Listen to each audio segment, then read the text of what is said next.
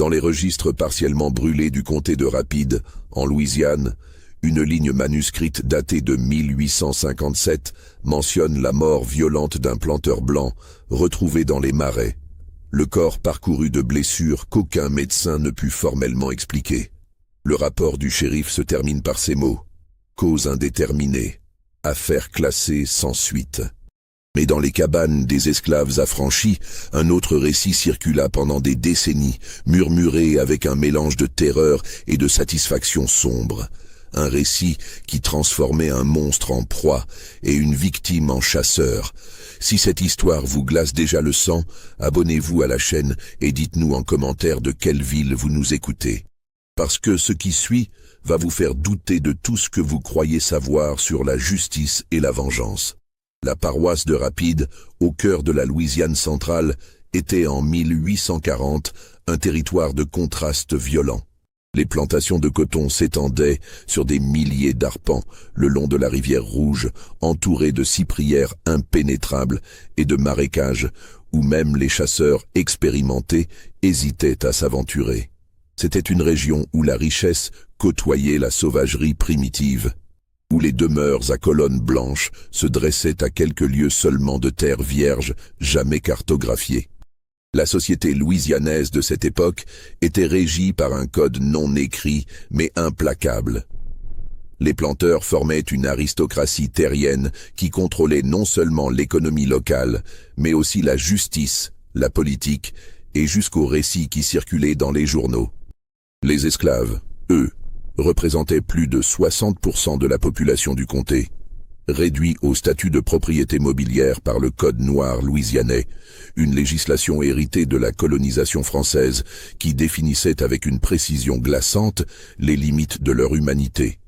Parmi les grandes propriétés de la région, la plantation Belle-Rive se distinguait par son étendue exceptionnelle. Près de 3000 arpents cultivés, 250 esclaves enregistrés et une réputation qui allait bien au-delà des frontières paroissiales. Son propriétaire, Édouard Lavallière, appartenait à une lignée de planteurs franco-créoles établis en Louisiane depuis le début du XVIIIe siècle. Les Lavallières avaient bâti leur fortune sur le tabac d'abord, puis sur le coton après que la machine d'Eli Whitney eut transformé cette culture en or blanc. Édouard Lavallière était né en 1808 dans la demeure familiale, un imposant bâtiment de style néoclassique avec ses 12 colonnes doriques, ses galeries ombragées et ses jardins à la française dessinés par un paysagiste venu de Paris. Il avait été éduqué dans les meilleures institutions de la Nouvelle-Orléans, avait voyagé en Europe dans sa jeunesse et parlait couramment français, anglais et espagnol. À 32 ans, quand commence notre histoire, il dirigeait Belle-Rive depuis la mort de son père survenue 5 ans plus tôt, et sa gestion était devenue légendaire pour sa rentabilité remarquable. Mais derrière les chiffres impressionnants de rendement cotonnier se cachait une réalité que seuls les esclaves de Belle-Rive connaissaient vraiment. Édouard Lavallière n'était pas simplement un maître dur ou même cruel selon les standards de l'époque. Il était quelque chose de beaucoup plus inquiétant. Un homme qui avait transformé la domination totale en un jeu raffiné, en une forme d'art perverse qui dépassait les simples nécessités économiques de l'exploitation. La plantation fonctionnait comme un royaume autonome. Le contremaître principal, un Irlandais nommé Sullivan, qui avait fui la famine de son pays natal, supervisait le travail quotidien avec une efficacité mécanique. Sous lui, 3 contremaîtres adjoints, tous blancs, patrouillaient les champs du lever au coucher du soleil. Le système de punition était codifié avec une précision bureaucratique. Tant de coups de fouet pour tel manquement, telle période d'isolement pour telle infraction, telle privation de nourriture pour tel acte de désobéissance. Mais au-delà de cette brutalité ordinaire, Lavallière avait développé ce qu'il appelait en privé ses divertissements. Il recevait régulièrement d'autres planteurs pour des parties de chasse dans les terres boisées qui bordaient sa propriété. Cerfs, sangliers, ours parfois. Sauf que ces chasses officielles n'étaient qu'une face-façade pour une activité bien plus sombre. Depuis 1838 environ, selon les témoignages recueillis des décennies plus tard auprès d'anciens esclaves, Lavallière avait commencé à organiser ce qu'il nommait, avec un euphémisme glaçant, des chasses sportives spéciales. Le principe en était simple et terrifiant.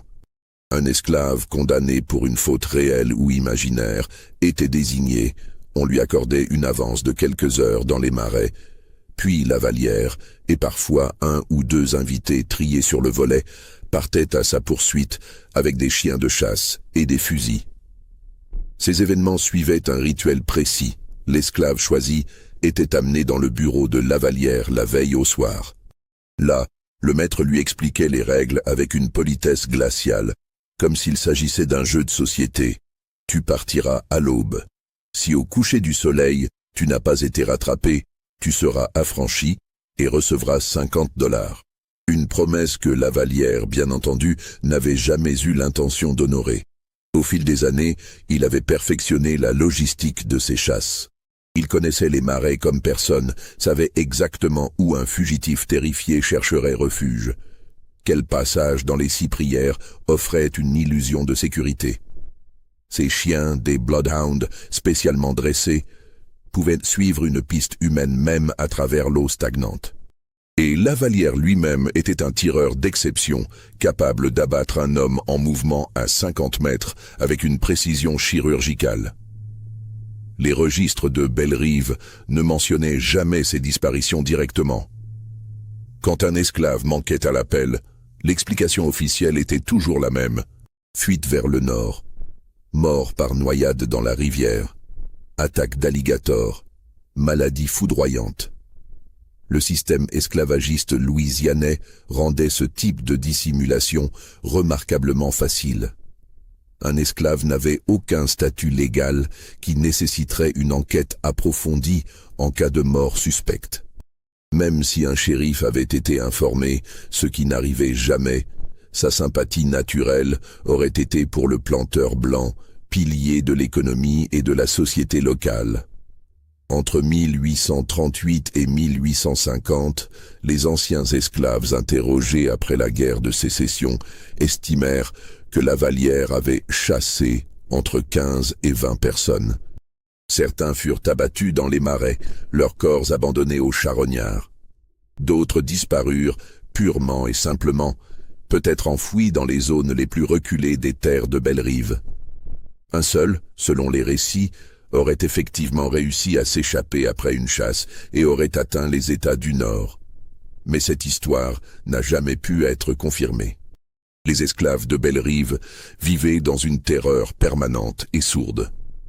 Chacun savait qu'il suffisait d'attirer l'attention de Lavallière de la mauvaise manière pour devenir le prochain gibier. Cette peur paralysante était précisément l'effet recherché. Elle garantissait une obéissance absolue, bien au-delà de ce que le fouet seul aurait pu obtenir. Car la violence ordinaire, aussi brutale soit-elle, reste prévisible. Mais la transformation aléatoire d'un être humain en proie, la réduction d'une personne à un animal traqué pour le plaisir, cela instaurait une dimension de terreur métaphysique que même les esprits les plus résistants peinaient à supporter. Dans ce contexte de domination totale et de violence ritualisée, l'arrivée d'un nouvel esclave en 1850 allait déclencher une série d'événements que Lavallière lui-même n'aurait jamais pu anticiper. Au printemps de 1850, une vente aux enchères exceptionnelle fut organisée à la Nouvelle-Orléans. Parmi les lots proposés figurait une trentaine d'esclaves saisis suite à la faillite d'une plantation de la paroisse voisine de Natchitoches. Lavallière s'y rendit accompagné de son contremaître Sullivan, comme il le faisait régulièrement pour renouveler sa main-d'œuvre. Les enchères se tenaient dans un entrepôt du quartier du Vieux Carré, un bâtiment de briques étouffant où l'odeur de sueur et de peur humaine se mêlait à celle du tabac et du whisky. Les acheteurs potentiels, tous des hommes blancs en costume, examinaient la marchandise, avec l'attention détachée de fermiers inspectant du bétail. Ils palpaient les muscles, vérifiaient les dents, posaient des questions sur l'âge, les compétences, les antécédents de rébellion. Lavallière était sur le point de partir, ayant acquis 3 jeunes hommes robustes pour les champs de coton. Quand le commissaire-priseur annonça le dernier lot de la journée, « Messieurs, j'ai ici un article exceptionnel. Homme adulte, environ 45 ans, physique imposant, aucun problème de santé visible. Vendu par la succession Duvalier. Mise à prix, 800 $. L'homme fut amené sur l'estrade. Il mesurait près de 6 pieds et 3 pouces, avec une carrure massive qui contrastait avec l'apparence souvent amaigrie des esclaves mis en vente. Sa peau était d'un noir profond, son visage marqué de 3 cicatrices rituelles sur chaque joue. Un détail qui attira immédiatement l'attention de Lavallière. De telles scarifications indiquaient une origine africaine directe. Probablement une importation illégale relativement récente, malgré l'interdiction de la traite atlantique depuis 1808. Mais ce qui frappa vraiment Lavallière, ce fut le regard de l'homme. Malgré les chaînes, malgré l'humiliation de l'exposition publique, il y avait dans ses yeux quelque chose que le planteur avait rarement observé. Non pas de la résignation ou de la peur, mais une forme de calme évaluation, presque une indifférence dédaigneuse. Cet homme regardait la foule des acheteurs blancs non comme des maîtres, mais comme des adversaires qu'il jaugeait avec un détachement clinique. « Il s'appelle comment ?» demanda un planteur du premier rang. Le commissaire-priseur consulta ses papiers. Enregistré sous le nom de Mathias, aucun nom de famille mentionné. Travaillait au champ sur la propriété Duvalier depuis environ 3 ans.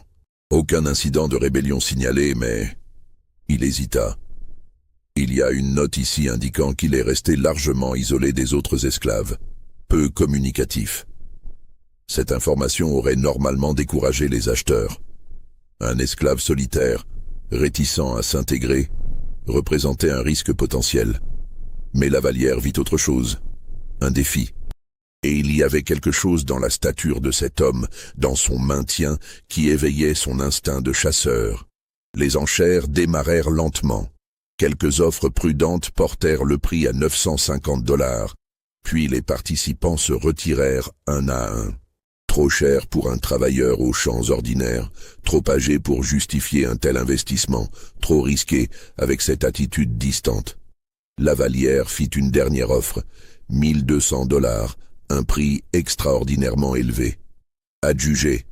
Le marteau claqua.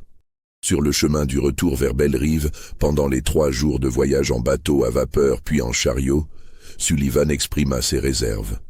1200 $ pour un homme de cet âge, monsieur, c'est inhabituel. Lavallière sourit, ses yeux fixés sur la route poussiéreuse devant eux. J'ai acheté quelque chose de spécial, Sullivan. Je le sens. Cet homme n'est pas un simple travailleur au champ. Tu as vu sa posture, sa musculature. Ce sont des années d'entraînement physique intensif, pas juste de labour. Et ses scarifications, je serais prêt à parier qu'il était quelqu'un d'important dans son pays d'origine. Quelqu'un d'important qui est maintenant votre propriété, répondit Sullivan avec le pragmatisme irlandais qui caractérisait toutes ses observations. Exactement. Et je vais découvrir exactement qui il était. Les premiers jours de Mathias à Bellerive confirmèrent les impressions initiales. On l'assigna aux travaux des champs sous la supervision directe de Sullivan, mais il devint rapidement évident qu'il était différent des autres esclaves. Il travaillait avec une efficacité mécanique, accomplissant précisément ce qui lui était demandé, ni plus ni moins. Jamais de protestation, jamais de lenteur délibérée, mais aucune tentative non plus de se faire remarquer favorablement. Plus troublant encore, il ne parlait pratiquement pas. Les autres esclaves essayaient d'engager la conversation pendant les rares pauses autorisées, mais Mathias répondait par monosyllabes ou simple hochement de tête. Le soir, quand tous se rassemblaient dans les cabanes délabrées qui leur servaient de logement, il restait à l'écart, assis seul dans un coin, son regard fixé sur un point invisible au-delà des murs de bois. Ce fut une vieille femme nommée Suzanne, qui travaillait à Bellerive depuis plus de 30 ans, qui commença à recueillir des bribes d'informations. Elle avait l'autorité tacite que confèrent l'âge et l'expérience, et Mathias semblait lui accorder un respect qu'il refusait aux autres. Un soir, elle s'assit près de lui avec un bol de bouillon, et attendit en silence. Après un long moment, Mathias parla enfin. « Dans mon pays, dit-il dans un français teinté d'un accent que Suzanne ne put identifier, j'étais Ogboni, commandant de 500 guerriers. Nous protégions notre royaume contre les négriers qui venaient de la côte. Pendant 15 années, aucun de notre peuple ne fut capturé. » Il s'arrêta, ses mains serrées autour du bol de bois. Puis vint une saison de sécheresse terrible. Notre roi mourut. Son fils, jeune et avide, fit un pacte avec les marchands portugais, des fusils contre des prisonniers. J'ai protesté devant le conseil. La nuit suivante, ces hommes m'ont enchaîné pendant mon sommeil. 2 lunes plus tard, j'étais dans la cale d'un navire. Suzanne posa doucement sa main sur son bras. « Combien de temps depuis ?» 4 saisons des pluies, peut-être 5. Le temps n'a plus de sens. « Tu dois faire attention ici, » murmura-t-elle. « Le maître Lavallière, il est mauvais d'une manière différente des autres. Il y a des choses qu'il fait, des chasses. » Mathias la regarda avec une intensité soudaine. « Des chasses ?» Suzanne hésita, puis raconta à voix basse ce que tous à Bellerive savaient, mais dont personne ne parlait ouvertement. Les disparitions, les esclaves emmenés un matin et jamais revus, les coups de feu qu'on entendait parfois loin dans les marais, les chiens qui rentraient avec du sang sur leur museau. Quand elle eut terminé, Mathias resta silencieux un long moment. Puis il dit simplement « Je vois, merci de m'avoir prévenu. » Cette conversation eut lieu un jeudi soir de juin. Le samedi suivant, Lavallière convoqua Mathias dans sa bibliothèque.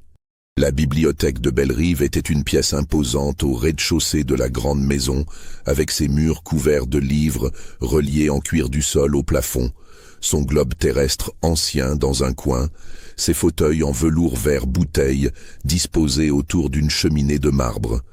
C'était là que Lavallière recevait ses invités importants, discutait affaires avec ses associés et parfois interrogeait certains esclaves qui avaient attiré son attention particulière. Mathias fut introduit par Sullivan. Lavallière était assis derrière son bureau massif en acajou, un verre de cognac à portée de main, des documents étalés devant lui. Il fit signe à Mathias de rester debout au centre de la pièce et l'observa en silence pendant presque 1 minute entière. Une tactique d'intimidation qu'il utilisait fréquemment. « Tu parles français ?» dit finalement Lavallière. Ce n'était pas une question. « Oui. Où as-tu appris ?» Sur la plantation du Vallier, le prêtre donnait des leçons. Et avant cela, avant l'Amérique, Mathias ne répondit pas immédiatement.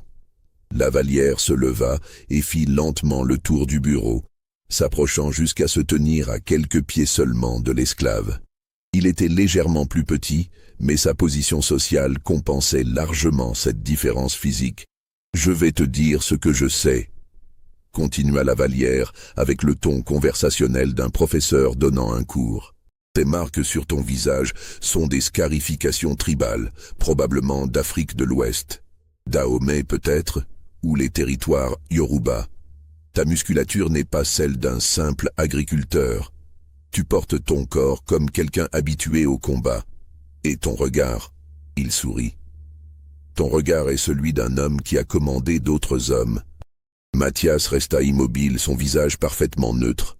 Lavallière tourna autour de lui comme un prédateur évaluant sa proie. « J'ai acheté beaucoup d'esclaves dans ma vie, » reprit le planteur. « Des milliers. Au total, j'ai appris à lire les hommes. Et toi, Mathias, tu es différent. Tu n'es pas brisé.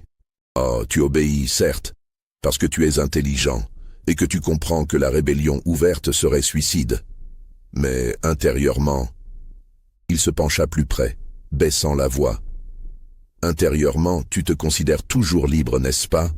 Tu te dis que ce n'est que temporaire, que les circonstances changeront, que tu retrouveras un jour ta position. »« Je pense ce que vous voulez que je pense, maître, » répondit Mathias d'une voix plate. Lavallière éclata de rire. « Excellente réponse.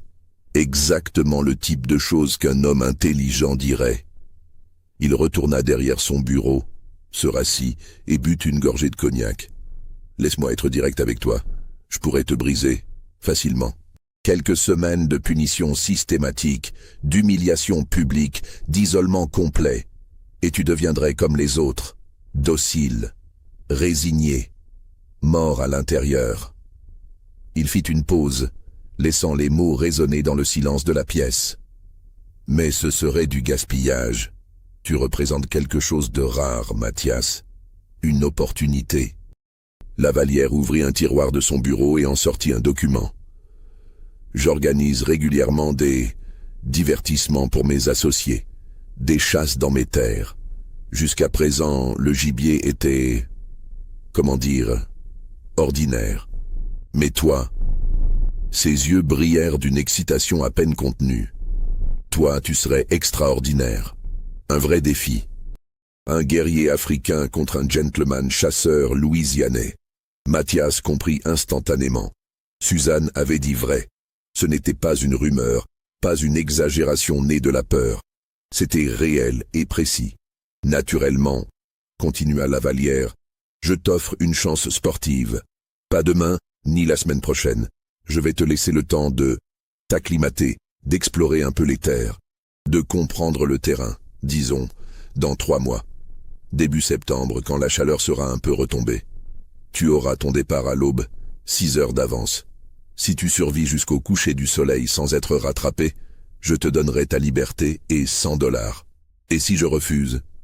Oh, tu ne peux pas refuser. Le sourire de Lavallière se fit glacial. Tu es ma propriété. Mais je peux rendre les 3 prochains mois soit supportables, soit un enfer vivant. À toi de choisir. Accepte les termes de la chasse, travaille normalement, comporte-toi bien, et ces mois passeront sans incident. Refuse, et je te promets que chaque jour sera une agonie qui te fera supplier pour la mort. Mathias regarda fixement le planteur. Dans sa tête, il calculait 3 mois, 90 jours pour observer, apprendre, préparer. 90 jours pendant lesquels Lavallière croirait avoir un gibier docile qui attendait son sort. L'homme blanc ne comprenait pas que Mathias avait passé 15 années à préparer des stratégies militaires, à anticiper les mouvements ennemis, à transformer des désavantages apparents en victoires. « J'accepte, maître, » dit-il finalement. « Excellent. » Lavallière se leva et tendit la main, puis la retira avec un rire. « Non, excuse-moi. Vieille habitude. On ne serre pas la main d'un esclave. » Il fit signe à Sullivan qui attendait près de la porte. « Ramène-le au quartier. Et Sullivan, assure-toi qu'il ait des portions complètes de nourriture. Je veux qu'il soit en pleine forme pour septembre. » Dans les semaines qui suivirent, Mathias devint l'objet d'une attention particulière de la part de Lavallière. Le planteur vint régulièrement au champ pour l'observer travailler, lui posait des questions sur son passé, semblait fasciné par chaque détail.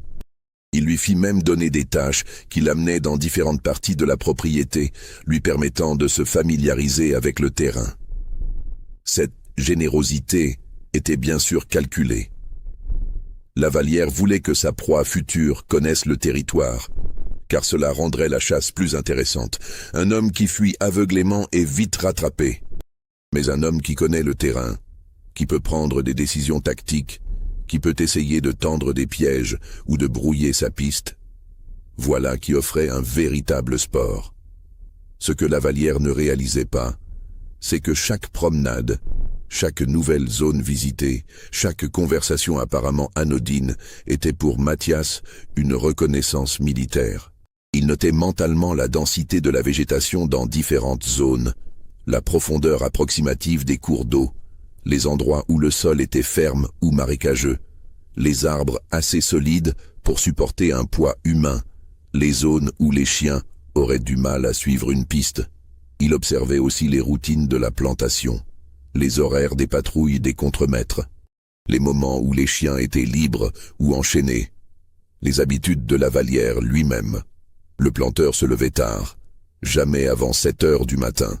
Il prenait son petit déjeuner lentement, lisait son courrier et les journaux, puis seulement vers 9 heures commençait sa journée de supervision de la plantation. Mathias parlait peu, mais écoutait tout.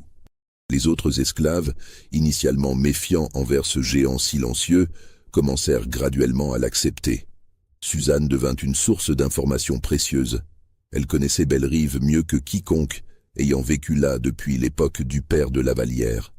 Elle lui parla des parties les plus reculées des marais, de l'ancienne cabane de trappeurs abandonnée près du bayou nord, des zones où même les contremaîtres évitaient de s'aventurer à cause des serpents et des alligators.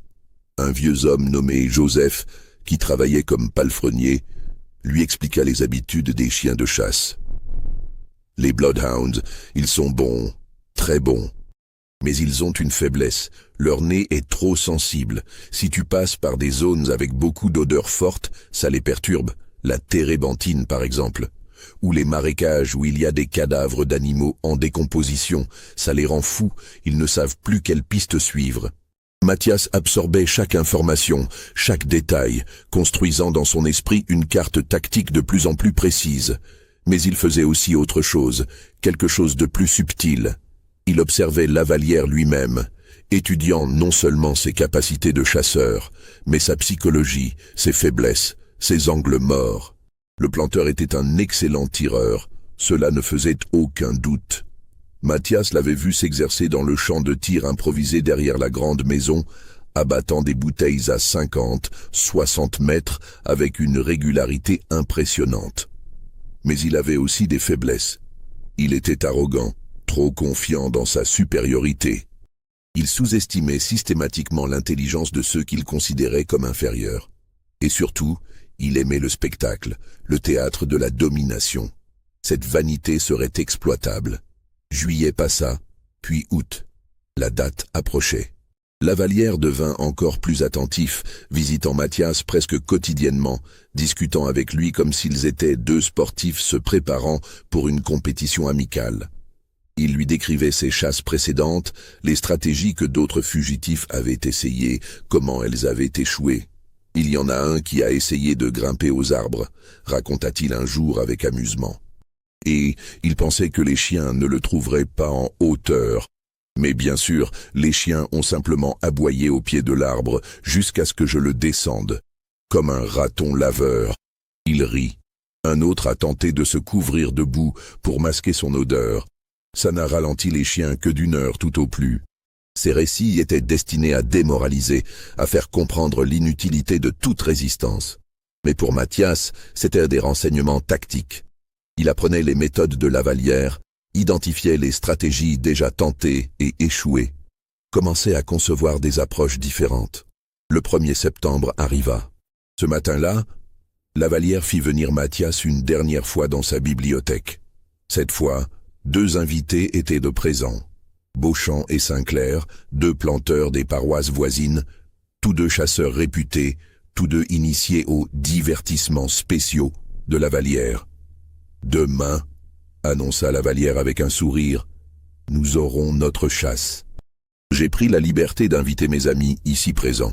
Ils sont impatients de participer à quelque chose d'exceptionnel. Il se tourna vers Mathias. Tu comprends les règles? Oui, maître. Répète-les pour nos invités.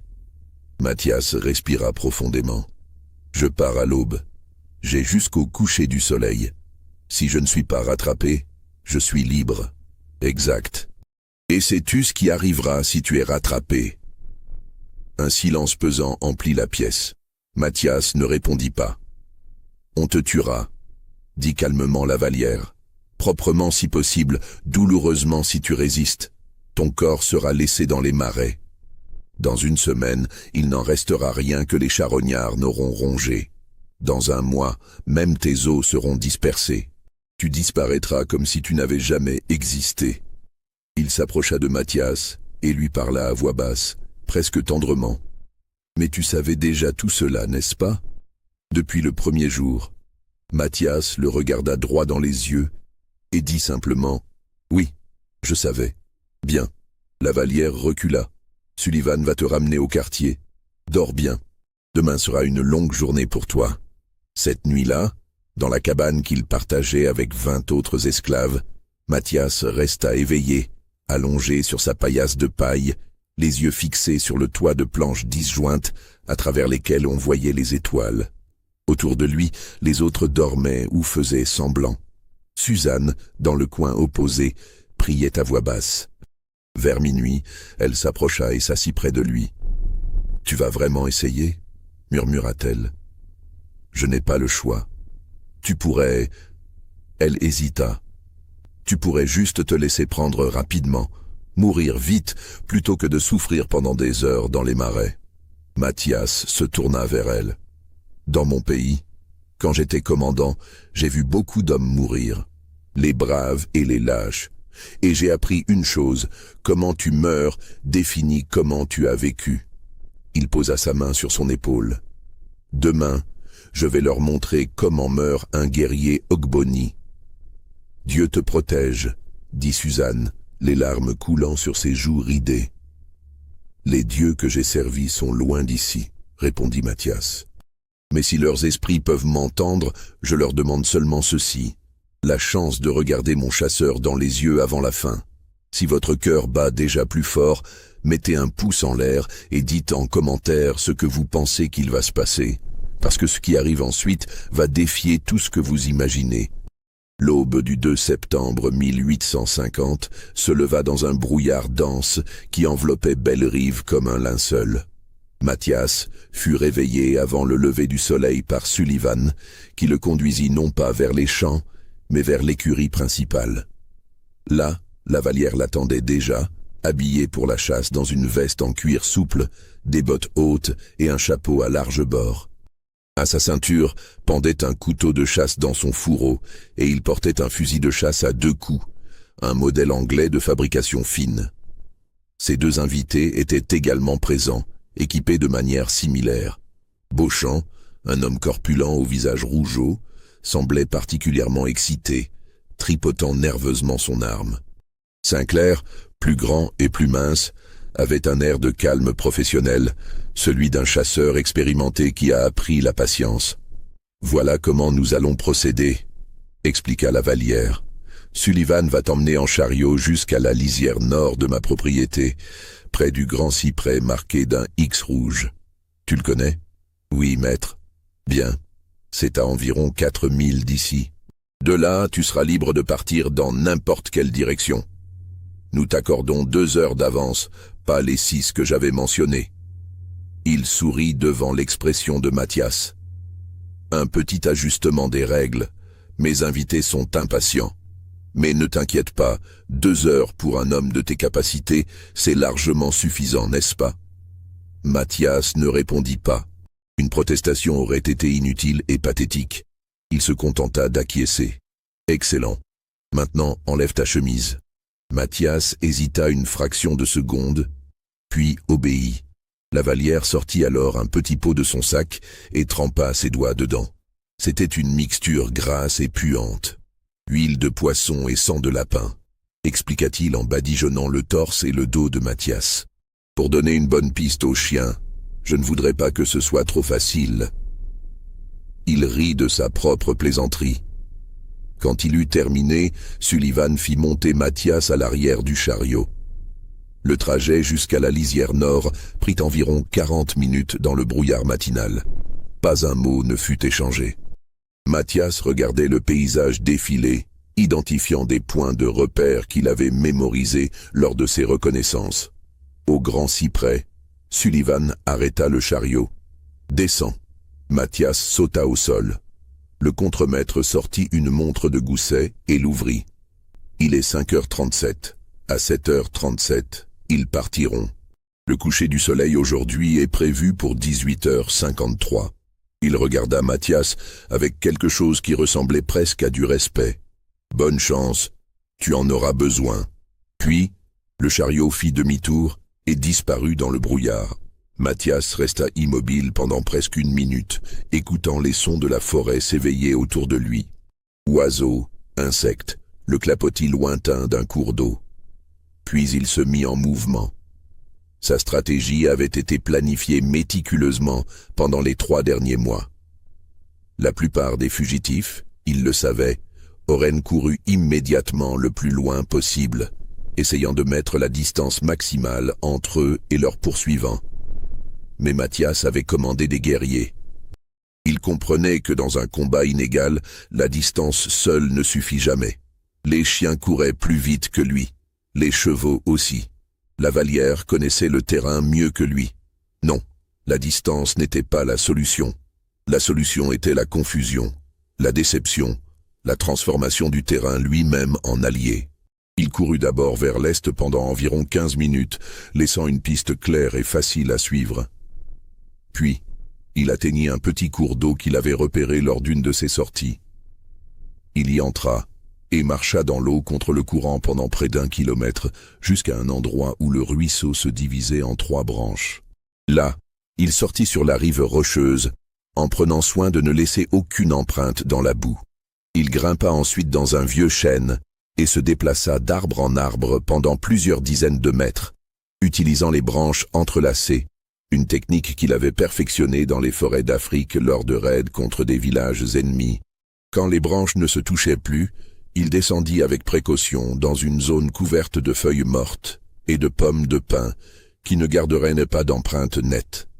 De là, il se dirigea vers le sud-ouest, vers une zone de marécage que Suzanne lui avait décrite. C'était un endroit dangereux, connu pour ses serpents venimeux et ses eaux traîtresses. Mais c'était précisément pour cette raison qu'il l'avait choisi. Les chasseurs hésiteraient à y pénétrer profondément. Et s'ils le faisaient, ils devraient progresser lentement, avec prudence, ce qui annulerait leur avantage de vitesse. Il avait parcouru environ 6 kilomètres quand il entendit au loin, porté par le vent, le son qui l'attendait. Les aboiements des chiens. Ils avaient commencé la chasse. Mathias vérifia mentalement le temps écoulé. Environ 2 heures depuis son départ, ce qui signifiait qu'il était environ 7h45. Le brouillard commençait à se lever, révélant un ciel gris chargé de nuages. Pas de soleil direct pour l'aider à s'orienter. Mais ce n'était pas grave. Il avait mémorisé les directions en fonction des arbres et de la mousse qui poussait sur leur côté nord. Les aboiements se rapprochèrent avec une rapidité alarmante. Les chiens avaient trouvé sa piste initiale et la suivaient vers le ruisseau. Mathias se demanda combien de temps il leur faudrait pour résoudre le puzzle du cours d'eau divisé. Probablement pas plus d'1 heure si les chasseurs étaient compétents. Ce qui lui laissait peut-être 2 heures d'avance réelle, peut-être moins. Il atteignit le marécage vers 9 heures du matin. L'endroit correspondait exactement à la description de Suzanne. Une étendue d'eau stagnante d'un vert brun trouble, parsemée de cyprès chauves, dont les racines aériennes créaient un labyrinthe naturel.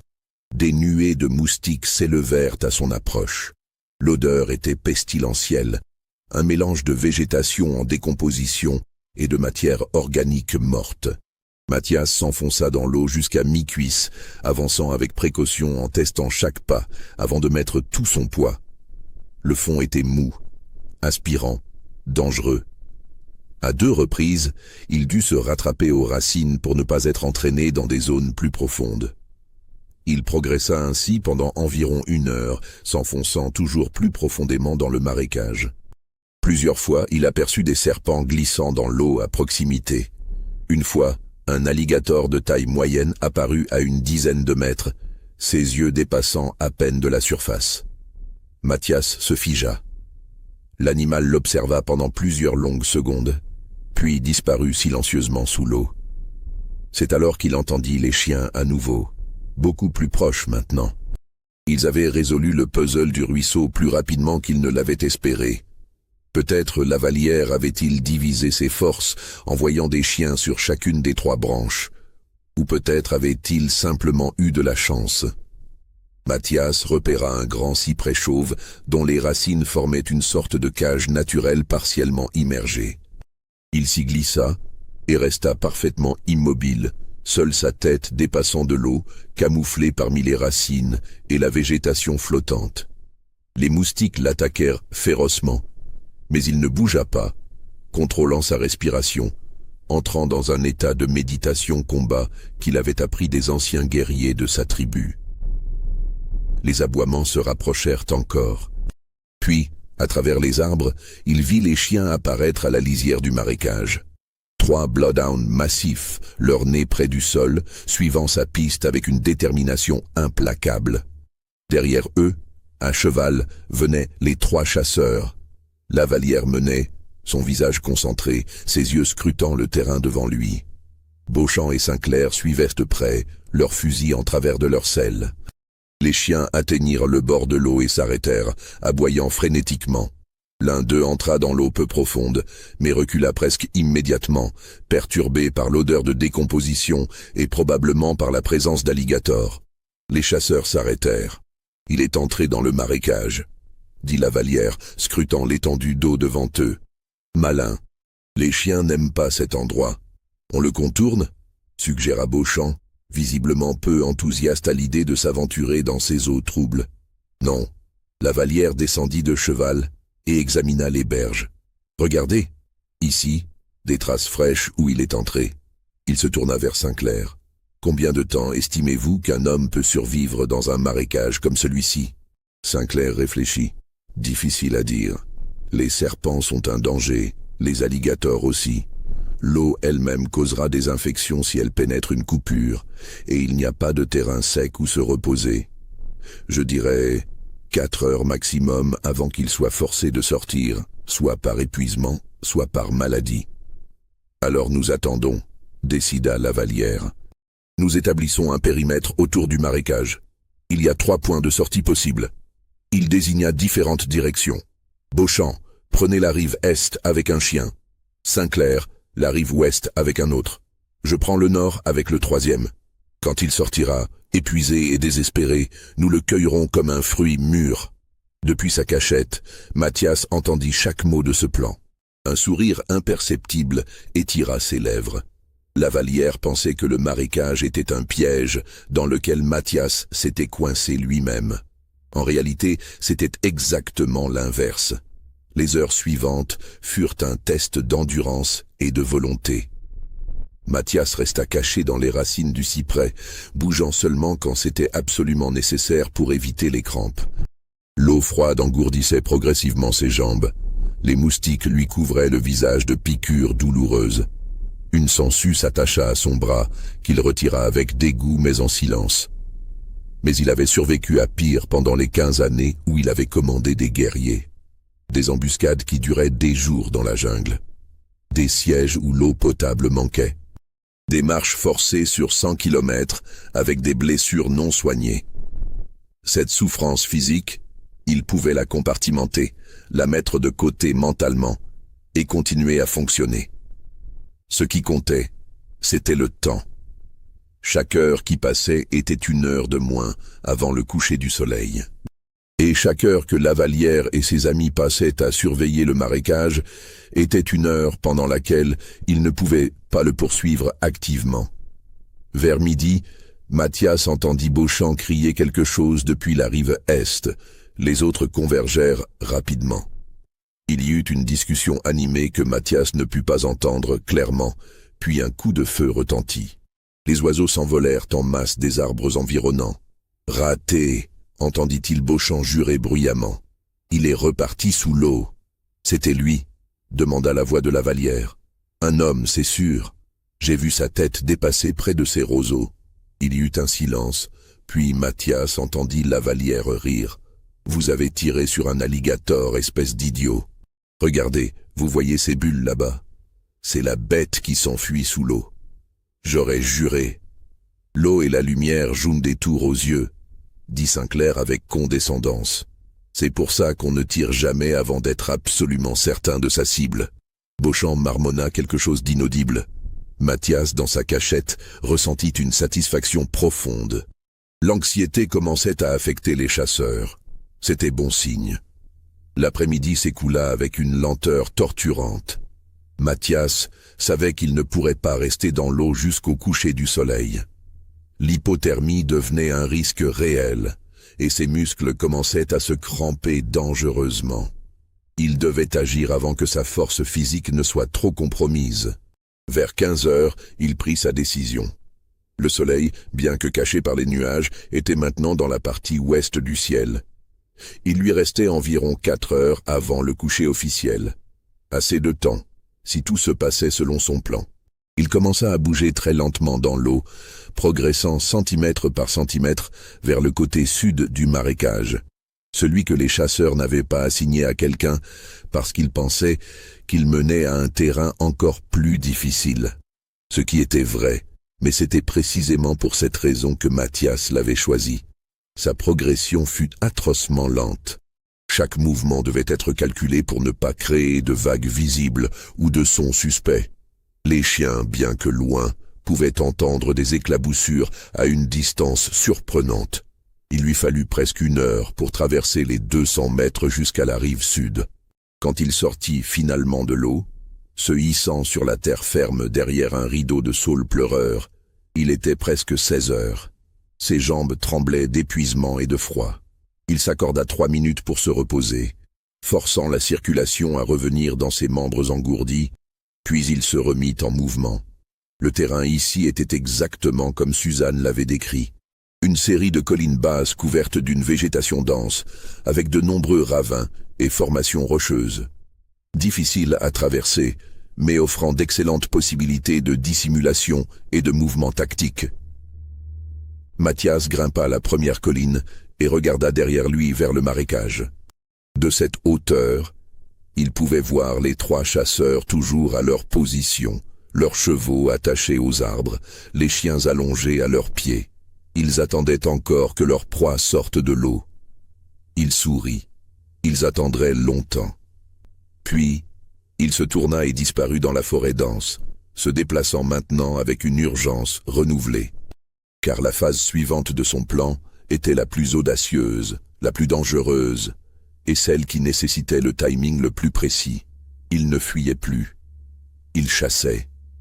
Pendant les 3 mois qu'il avait passés à Belle-Rive, Mathias avait fait plus que simplement reconnaître le terrain.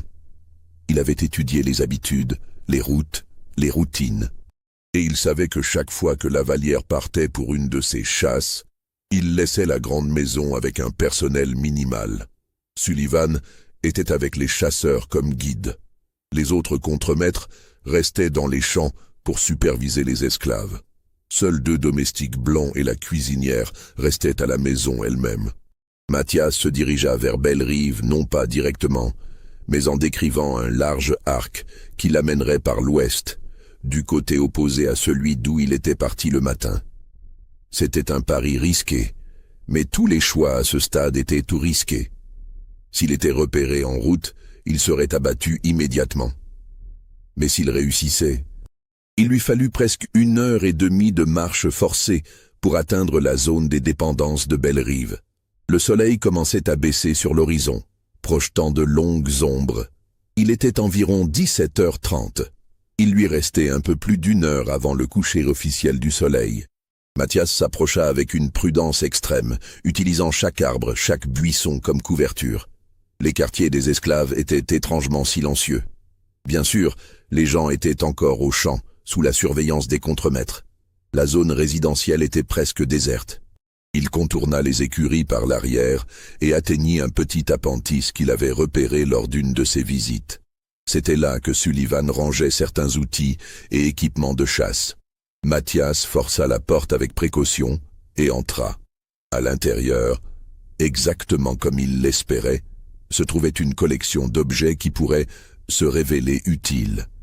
Cordes, pièges à animaux, couteaux de dépeçage, et surtout, une vieille carabine de chasse avec une boîte de cartouches.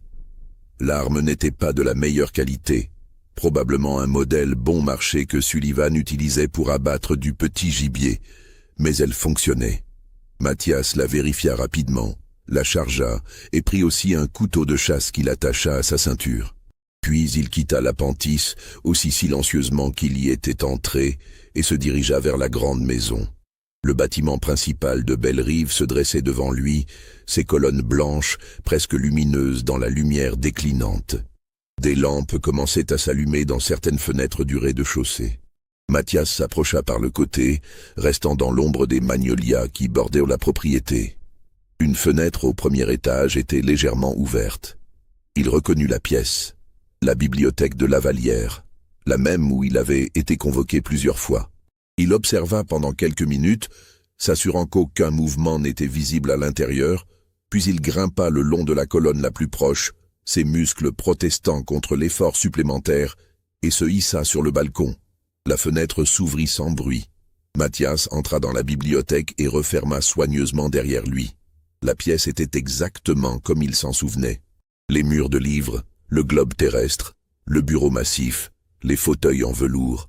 Sur le bureau, il vit une carte détaillée de la propriété Bellerive, avec des annotations manuscrites marquant différentes zones.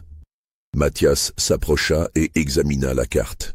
Elle montrait toutes les limites de la propriété, les cours d'eau, les zones marécageuses, les chemins principaux. Et là, marqué d'une encre rouge, étaient les positions où Lavallière, Beauchamp et Sinclair s'étaient postés autour du marécage. Il sourit amèrement. Le chasseur avait laissé sa stratégie visible pour quiconque entrerait dans cette pièce.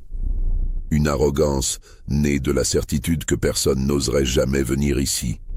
Mathias s'assit dans le grand fauteuil de cuir derrière le bureau, celui où Lavallière s'asseyait habituellement.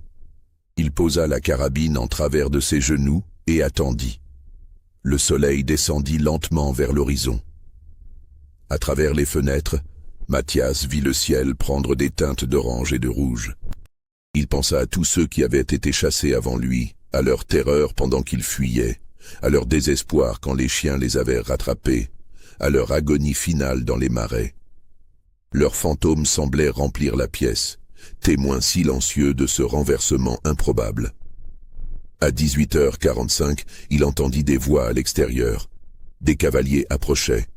Puis la porte principale de la maison s'ouvrit en bas, suivie de pas lourds dans l'escalier. « Ne comprends pas comment il a pu nous échapper », disait la voix de Beauchamp, frustré. « Nous avions couvert toutes les sorties. Il ne nous a pas échappé », répondit Lavallière, et même à distance, Mathias pouvait entendre la colère glaciale dans sa voix. « Il n'est jamais sorti du marécage du tout, ce qui signifie qu'il est soit mort noyé, soit dévoré par un alligator, soit... » Les pas s'arrêtèrent devant la porte de la bibliothèque. « Soit il nous a joués depuis le début », termina Mathias tranquillement.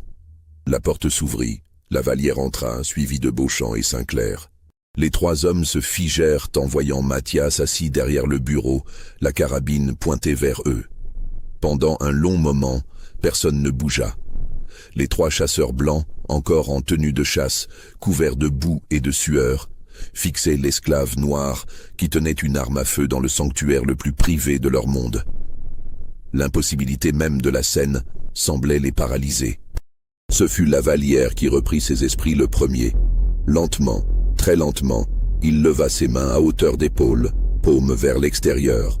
« Mathias, dit-il d'une voix qu'il s'efforçait de garder calme, tu as gagné, le soleil est couché. Selon nos règles, tu es libre. » « Vos règles, répondit Mathias sans bouger la carabine d'un pouce. Les mêmes règles que vous respectez toujours ? Un silence pesant suivit. Lavallière eut au moins la décence de ne pas feindre l'incompréhension. Combien ? Demanda Mathias. Combien d'hommes et de femmes avez-vous chassés avant moi ? Combien avez-vous abattus comme des animaux ? C'étaient des esclaves, dit Beauchamp, son visage rouge de colère autant que d'épuisement. De la propriété. Nous avions le droit. Taisez-vous, ordonna Lavallière sans quitter Mathias des yeux. Puis, s'adressant à lui, qu'est-ce que tu veux ? De l'argent ? Je peux te donner bien plus que 100 $, 1000, 2000, et des papiers d'affranchissement en règle. Tu peux partir vers le nord, commencer une nouvelle vie. Vous pensez que je suis venu ici pour négocier ? Mathias se leva lentement, gardant l'arme braquée. J'ai commandé 500 guerriers.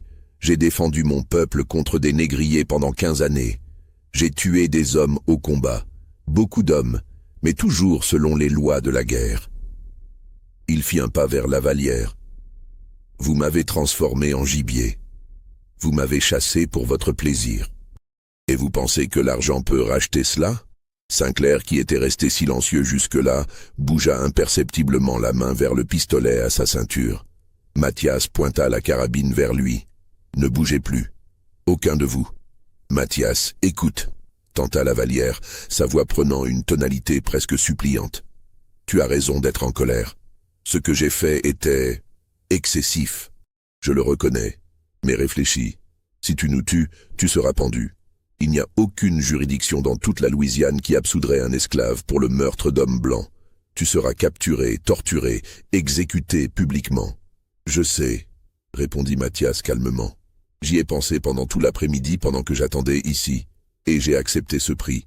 Parce que certaines choses valent plus que la survie personnelle, la dignité, la justice, la preuve qu'un homme, même réduit en esclavage, reste un homme.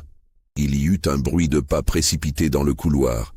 Sullivan apparut dans l'encadrement de la porte, essoufflé, sa propre arme à la main. Il évalua la situation en un instant et pointa son pistolet vers Mathias. « Lâche ton arme » ordonna-t-il. Mathias ne bougea pas. « Si vous tirez, votre patron meurt. Je peux en abattre au moins 2 avant de tomber. Peut-être les 3. Peut-être même vous aussi si vous ratez votre premier coup. » Sullivan hésita, son arme tremblant légèrement. Lavallière fit un geste apaisant de la main. « Sullivan, baisse ton arme. »« Monsieur ?»« Baisse ton arme, j'ai dit. Laisse-moi gérer ceci. » Le contremaître obéit avec réticence, abaissant son pistolet mais ne le lâchant pas. L'atmosphère dans la pièce était électrique, chargée d'une tension qui semblait aspirer l'oxygène lui-même. Lavallière prit une profonde inspiration. « Que veux-tu, Mathias? Vraiment? La vengeance? Alors vas-y, tire. Tue-nous tous. Mais sache que cela ne changera rien. Il y aura d'autres planteurs, d'autres chasseurs, d'autres esclaves. Le système continuera. Ta mort ne sera qu'une note de bas de page, une histoire horrible qu'on racontera pendant quelques années avant de l'oublier. Vous avez tort, dit Mathias. Ce ne sera pas oublié, parce que je vais m'assurer que l'histoire soit racontée correctement. Il fit un geste vers la porte avec sa carabine. Vous 3, sortez. Allez vous asseoir sur ces chaises là-bas, dos au mur. Sullivan, posez votre arme sur le bureau, doucement, puis rejoignez-les. Ils obéirent, se déplaçant avec des mouvements lents et prudents. Quand ils furent tous les 4 assis, Mathias recula vers le bureau, gardant la carabine pointée dans leur direction. De sa main libre, il fouilla dans le tiroir dont il savait qu'il contenait du papier et de l'encre. « Vous allez écrire une confession, » dit-il à Lavallière. « Tout. Les noms de chaque personne que vous avez chassée. Les dates, si vous vous en souvenez. Les circonstances. »« Tu es fou, » siffla Beauchamp. « Jamais il ne fera ça. Et même s'il le faisait, aucune autorité n'accepterait un tel document obtenu sous la menace. »« Je n'ai pas l'intention de le donner aux autorités, » répondit Mathias. Il regarda directement Lavallière. « Je vais le donner aux esclaves, à ceux qui sont ici à Belle-Rive et à ceux des plantations voisines. L'histoire se propagera, elle sera racontée et re-racontée. Et quand viendra le jour, et il viendra, où ce système maudit s'effondrera enfin, votre nom sera gravé dans la mémoire comme celui d'un monstre. » Lavallière le fixa pendant un long moment. Puis, de manière totalement inattendue, il éclata de rire. Un rire sans joie, presque hystérique. « Tu penses vraiment que ce jour viendra? Le jour où l'esclavage s'effondrera? Tu es encore plus naïf que je ne le pensais. » Mais même en parlant, il y avait quelque chose dans ses yeux, une lueur de doute, comme si une partie de lui reconnaissait la possibilité. « Écrivez » ordonna Mathias. Ce qui se passa ensuite se déroula en une fraction de seconde. Sinclair, qui avait lentement, très lentement, glissé sa main vers une petite arme de secours dissimulée dans sa botte, la sortit brusquement et tira. Le coup était précipité, mal ajusté. La balle passa à quelques centimètres de la tête de Mathias et se logea dans le mur derrière lui. Mathias riposta instantanément, son instinct de guerrier prenant le dessus. La carabine rugit. Sinclair fut projeté en arrière, touché à l'épaule, hurlant de douleur. Sullivan plongea vers le bureau où il avait laissé son pistolet. Mathias rechargea avec une rapidité extraordinaire, un mouvement qu'il avait pratiqué des milliers de fois en Afrique, et tira à nouveau. Sullivan s'effondra, touché à la jambe. Beauchamp, paniqué, se leva pour fuir. Il atteignit la porte avant de s'arrêter net. Dans le couloir, en bas de l'escalier, il voyait des silhouettes. Les esclaves de Bellerive, attirés par les coups de feu, commençaient à se rassembler. Suzanne était à leur tête, ses vieux yeux brillant d'une émotion indescriptible. Beauchamp recula dans la pièce, son visage vidé de toute couleur. Seule Lavallière n'avait pas bougé. Il était resté assis, ses mains toujours à hauteur d'épaule, regardant Mathias avec quelque chose qui ressemblait presque à de l'admiration. « Impressionnant », dit-il doucement. « Vraiment impressionnant. Tu as transformé la chasse. Tu es devenu le chasseur. Écrivez votre confession, » répéta Mathias, sa voix ferme malgré l'adrénaline qui faisait trembler ses mains. « Ou la prochaine balle vous tuera. » Lavallière regarda autour de lui. Sinclair gémissait par terre, tenant son épaule ensanglantée. Sullivan était inconscient, une mare de sang s'élargissant sous sa jambe. Beauchamp tremblait contre le mur, et dans le couloir, les esclaves se rassemblaient de plus en plus nombreux, leurs visages formant une marée de témoins. Lentement, Lavallière tendit la main vers le papier et la plume. Il commença à écrire. Les registres officiels du comté de Rapide pour l'année 1850 sont incomplets, comme beaucoup de documents de cette époque et de cette région. Mais parmi les fragments qui survivent, il y a un rapport de shérif daté du 4 septembre de cette année. Appelé à la plantation Bellerive suite à des troubles. Trouver le propriétaire, M. Édouard Lavallière, et 3 autres hommes blancs souffrant de blessures par balle. L'esclave nommé Mathias, responsable présumé, a disparu dans les marais. Recherches en cours. Un rapport de suivi 2 semaines plus tard note « Recherches abandonnées. L'esclave Mathias, présumé mort dans les marécages. Propriété endommagée. Aucune charge retenue contre M. Lavallière ou ses associés. » Voilà la version officielle. Mais comme toujours, la vérité est plus complexe et plus étrange. Ce qui arriva réellement cette nuit-là, personne parmi les autorités blanches ne le sut jamais vraiment. Quand le shérif arriva à Bellerive le lendemain matin, alerté par un domestique terrifié, il trouva Lavallière et ses invités en état de choc, Sinclair et Sullivan soignés mais affaiblis, et les esclaves étrangement silencieux et coopératifs. La confession que Lavallière avait écrite avait disparu, Mathias aussi. La bibliothèque avait été soigneusement nettoyée de toute trace de sang. Il n'y avait aucune preuve matérielle de ce qui s'était passé, seulement les témoignages contradictoires d'hommes traumatisés et d'esclaves qui affirmaient n'avoir rien vu, rien entendu. Lavallière lui-même refusa de porter plainte formelle ou de demander une chasse à l'homme organisé. Quand le shérif le pressa pour des explications, il dit simplement qu'il y avait eu un accident de chasse, que l'esclave avait paniqué et fui, et qu'il préférait clore l'affaire là. Cette réticence parut suspecte au shérif, mais sans plainte officielle. Il n'avait pas de base légale pour poursuivre une enquête approfondie. L'affaire fut donc classée. Mais les rumeurs, elles, ne furent jamais classées. Dans les cabanes d'esclaves de Bellerive et des plantations environnantes, une histoire commença à circuler. L'histoire d'un guerrier africain qui avait transformé une chasse en piège pour le chasseur. L'histoire d'une confession arrachée, de témoins qui avaient vu un maître blanc réduit à l'impuissance. L'histoire d'un homme qui avait refusé d'être du gibier. Suzanne, jusqu'à sa mort 10 ans plus tard, racontait cette histoire à quiconque voulait l'entendre. Elle décrivait comment elle et les autres esclaves étaient montés dans la bibliothèque cette nuit-là. Comment ils avaient vu Mathias tenant une arme, Lavallière écrivant sa confession, le monde temporairement renversé. Et puis, racontait-elle, Mathias nous a regardés et il a dit « Souvenez-vous de cette nuit, souvenez-vous qu'un homme peut redevenir un homme, peu importe ce qu'on a fait de lui. Et quand viendra le jour de la liberté, car il viendra, souvenez-vous que c'est nous qui l'aurons gagné, pas eux qui nous l'auront donné. » Selon son récit, Mathias était ensuite sorti de la maison, avait traversé les quartiers des esclaves où chacun s'écartait pour le laisser passer, et avait disparu dans la nuit. Certains disaient qu'il était parti vers le nord, qu'il avait rejoint un réseau de chemins de fer clandestins qui aidait les esclaves en fuite. D'autres juraient l'avoir aperçu des années plus tard dans les marais, vivant comme un ermite, un fantôme vengeur qui protégeait les fugitifs. La vérité, personne ne l'a jamais su avec certitude. Ce qui est certain, c'est que Lavallière ne fut plus jamais le même. Les témoins qui le virent dans les mois suivant l'incident décrivaient un homme changé. Il ne recevait plus d'invités, n'organisait plus de chasse, parlait à peine même à ses contremaîtres. Il passait des heures dans sa bibliothèque, fixant le fauteuil où Mathias s'était assis. En 1852, il vendit Bellerive à un consortium de la Nouvelle-Orléans à un prix étonnamment bas et partit pour l'Europe.